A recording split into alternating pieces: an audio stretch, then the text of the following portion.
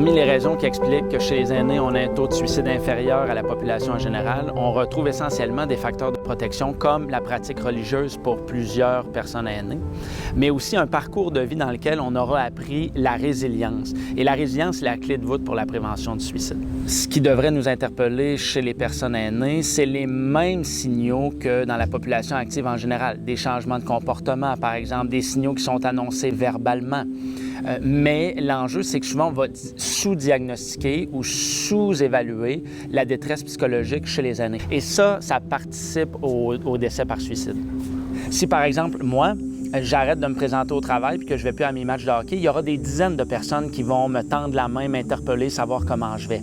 Mais trop souvent, chez les personnes âgées, on va banaliser ces signaux-là et on va les associer à des symptômes normaux de la vieillesse, ce qui n'est pas le cas. Alors, il faut prendre soin de ces signaux-là, être interpellé et pas hésiter à poser les questions, même chez les personnes aînées. Penses-tu au suicide? Est-ce que je peux t'aider? Ce que je souhaite pour l'avenir, c'est qu'on puisse se sentir interpellé par la souffrance des personnes âgées dans un premier temps et aussi qu'on puisse s'assurer d'avoir des modèles positifs pour les aînés, d'aînés qui sont passés à travers des difficultés. Comme on le fait avec les jeunes ou dans les écoles, on va présenter des joueurs de football ou des vedettes qui ont passé à travers des moments difficiles et qui deviennent un modèle pour les jeunes. N'ayons pas peur de faire en sorte qu'on montre aux aînés des modèles de leurs semblables résilients et qui portent des messages d'espoir.